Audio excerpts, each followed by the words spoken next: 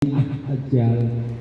Setiap yang bernyawa pasti akan kembali kepada Allah, tapi kita mohon kepada Allah, mudah-mudahan kembalinya kita kepada Allah, diambilnya nyawa kita oleh Allah, mudah-mudahan meninggal dalam keadaan husnul khotimah. Mudah-mudahan lagi sholat tahajud meninggal dunia.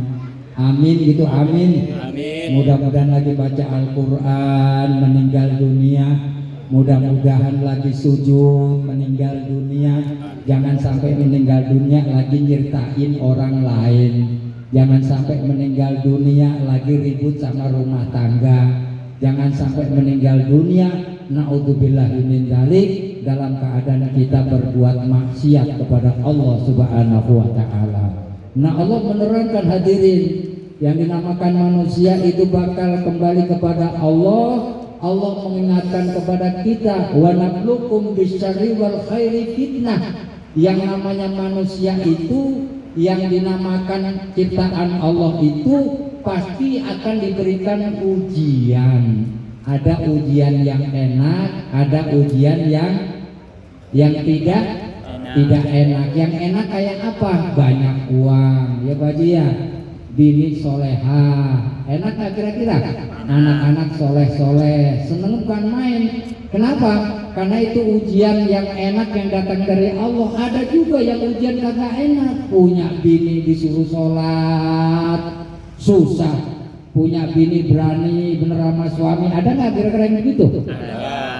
Ini kadang-kadang istri kayak ada begitu juga sama suami, kadang-kadang karena suami nggak kita cari duit, dasar abang tambah tua tambah goblok. Naudzubillah ini dari. Padahal kata Nabi, istri yang soleha itu modalnya 4. Istri yang mau masuk dalam surga itu modalnya cuma 4. Apa kata Nabi? Almar'atu, yang dinamakan seorang almar'atu, seorang istri yang soleha itu yang bisa masuk ke dalam surga. Apa kata Nabi? Yang pertama, menyolat 5 waktu dengan sebaik-baiknya. Mudah-mudahan istri kita semua yang hadir pada malam hari ini dijadikan istri yang solehah oleh Allah Subhanahu wa ta'ala. Yang pertama ini kata Nabi, istri yang solehah yaitu yang senantiasa menjaga sholat 5 waktunya dengan baik. Apa yang kedua kata Nabi? Yang kedua kata Nabi, wasoma saroha, senantiasa menjaga yang dinamakan puasa di saat bulan suci Ramadan. Pak, istri kita kalau lagi Ramadan puasa enggak? Puasa bener? Alhamdulillah. Yang ketiga kata Nabi apa? Wazawastuka, jadi istri yang baik itu yang bisa menjaga harta dan menjaga dirinya. Sebab kadang-kadang ada seorang istri, suami kerja, malah dia minta dikerjain orang lain. Naudzubillah ini dari. Yang keempat saudara, istri yang soleha itu yang kayak apa kata Nabi? Yaitu yang dinamakan taat kepada sang suami. Saya tanya ini bapak-bapak, tolong dijawab dengan jujur. Di dalam rumah tangga kita boleh bohong atau tidak? Boleh. Boleh atau tidak? Boleh. Bagus, berarti kita sama-sama satu ilmu, satu guru. Tapi yang saya ceritakan, yang nggak saya ceritakan jangan diikutin. Seandainya nih bapak-bapak pulang kerja, tiba-tiba disiapin makan sama istri kita. Oh ya Allah, begitu kita makan tuh sayur bukan rasanya nikmat, rasanya asin, sakitnya asin sampai pahit. Tapi jangan sampai kita kemudian marah sama istri kita, jangan. Usahakan jadilah istri, jadi suami yang baik, yang memberikan contoh kepada istri. Kalau bisa panggil aja bu atau yang. Kalau manggil istri gimana, sayang apa ibu? Bebek. Oh bebek. Manggil istri macam-macam, yang masih sayang, yang manggil istri kayak saya. Walaupun saya ini usianya sudah 68 tahun, tapi perasaan saya baru 37 tahun perasaan saya. Umur saya sudah 68, 70 tahun tinggal 2 tahun lagi. Itu saya sampai sekarang kalau manggil istri saya tetap yayang. Tapi jangan kalau kita dipanggil sayang sama istri kemudian kita langsung jengkel. Panggil yayang malah kita marah, malah upayang. Jangan.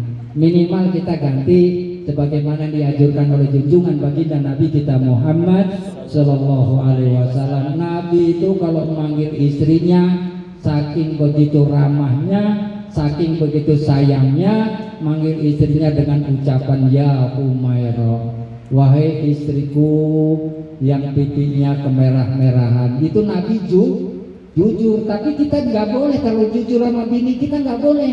Udah ketahuan bini kita gendut, wahai gendut, marah nggak kira-kira? Marah tuh istri kita. Minimal kita panggil dengan julukan yang menyenangkan dia, Yayang, atau panggil barangkali sayang, atau mama yang kucintai, karena ini dianjurkan oleh siapa?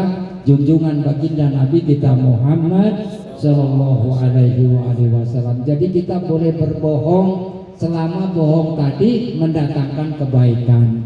Begitu kita di rumah dikasih makan enggak enak, apa salahnya sih wong kita bisa pergi lagi?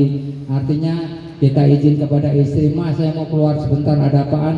Ada keperluan sebentar. Kita bisa aja kan makan di warteg, makan di rumah padang. Yang penting jangan sampai di dalam rumah tangga menimbulkan sesuatu yang tidak dianjurkan oleh junjungan baginda Nabi kita Muhammad Sallallahu Alaihi Wasallam. Hadirin yang dimuliakan oleh Allah Subhanahu Wa Taala.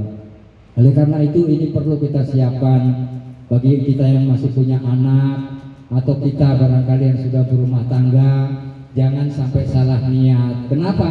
Karena ini dianjurkan oleh Nabi.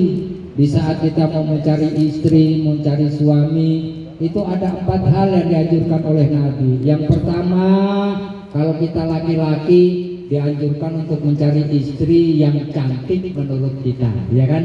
Yang cantik menurut kita. Kenapa kita harus cari istri yang cantik? Sebab 24 jam itu yang kita lihat itu dulu, betul nggak kira-kira? Nah kalau kira-kira istri kira-kira kurang cantik, kira-kira kita kira-kira gimana kira-kira? Kurang enak, ya kan? Maka Nabi menganjurkan wajah maliha, cari istri yang cantik, cari suami yang ganteng. Kenapa? Supaya di dalam rumah tangga bisa menimbulkan sesuatu keharmonisan dalam rumah tangga. Tapi ingat bahwa kecantikan, kegantengan itu bukan yang dinamakan prioritas. Yang kedua, Nabi menganjurkan syukur, bisa mencari wanasabiha, cari yang baik. Dan ini tidak boleh diprioritaskan. Kenapa? Karena banyak juga bapak kiai, bapaknya haji, bapaknya soleh, anak-anaknya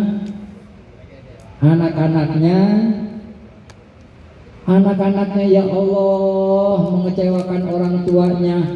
Contoh barangkali jangankan kita Pak, di zaman Nabi dulu kita lihat bagaimana Nabi Nuh, beliau seorang nabi tapi anaknya naudzubillah min dzalik, anaknya sampai-sampai tidak taat kepada Allah Subhanahu wa taala.